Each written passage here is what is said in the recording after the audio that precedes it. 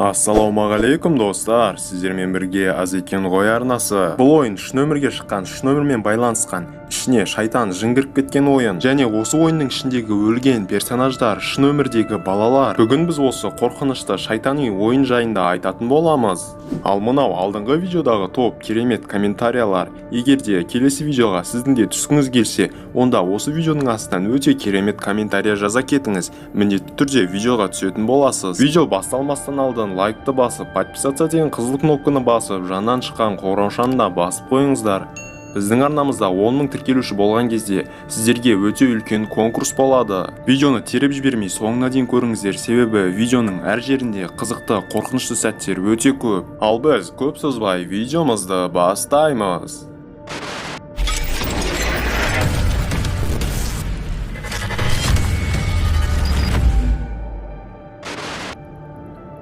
Алловиум деген YouTube арнада аргентиналық бала қарғыс атқан ойынды тауып алғаны жайында айтады.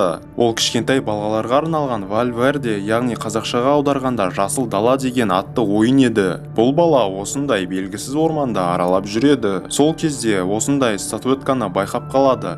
Статуэтканың жанынан жердің ішінен шығып жатқан қызыл жіпті көріп, оны қазып көруді шешеді. Қазған соң көк және қызыл жіппен оралған темір контейнерді табады. Ол контейнердің ішінен кассета шығады. Кассетаның ішінде не бар екенін білгісі келіп салып көреді. Оның ішінде Вальверде жасыл дала деген ойын бар екен. Ойынның кіреберісінен бастап PlayStation 1-дің заставкасын көргеннен кейін ақ өткен ғасырдың ойыны екенін байқаймыз. Бірақ қатты ескі бұрынғы ойын болса да, осы ойынды тауып алған бала интернеттен мүлдем осы ойын туралы да, студия туралы да ақпарат таба алмайды. Ойынды Onyxar Game деген студия шығарған екен. Логотипте көк пен қызыл түс тұр. Байқағандарыңыздай контейнерде көк қызыл түсті жіппен оралған еді. Ойынға кірген соң сізге 4 тілдің біреуін таңдауды көрсетеді.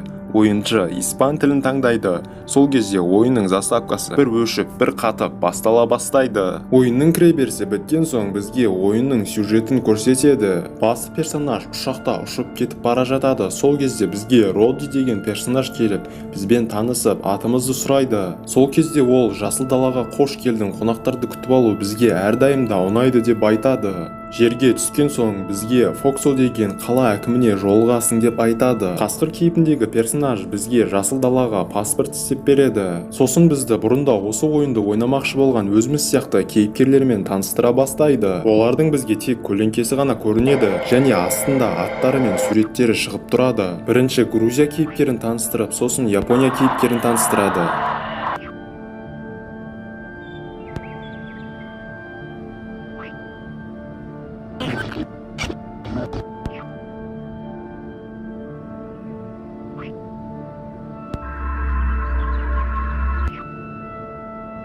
Тек аргентиналық Матиас деген кейіпкер ғана бізге көрінеді.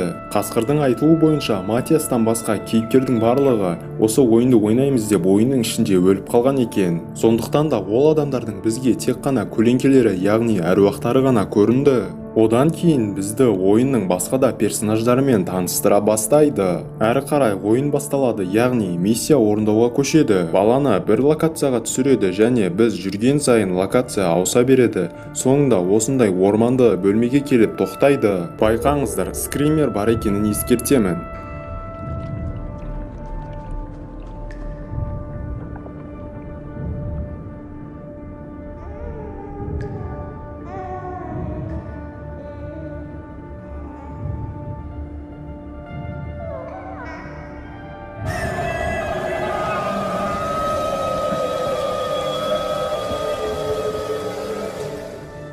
Сосын бізді тағы да бір магнитофондар тұрған локацияға тастайды.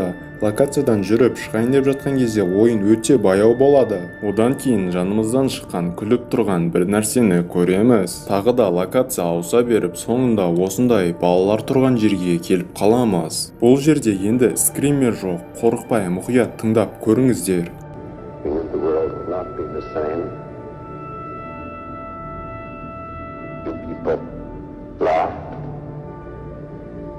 Few people cried, most people were silent.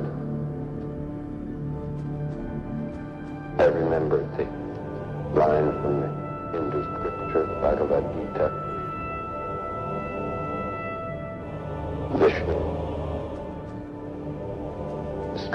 persuade the prince that he should use beauty, and to impress him, takes on his multi-armed form and says, "Now I am become death, the destroyer of worlds."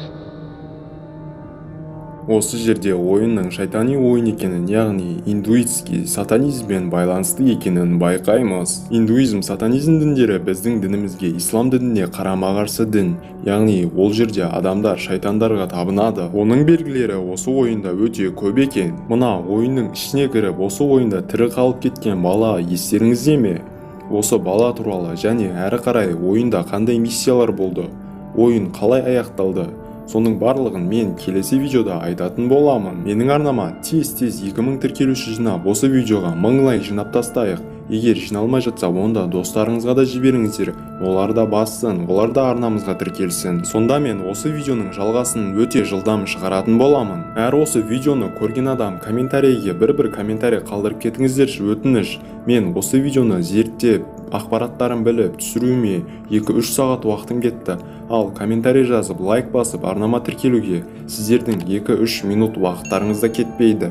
Осымен достар, видеомыз соңына да келіп қалды. Видеоны соңына дейін көргендеріңіз үшін сіздерге 1000 алғыс. Сіздермен бірге болған Аз екен ғой арнасы. Келесі кездескенше сау болыңыздар, аман жүріңіздер.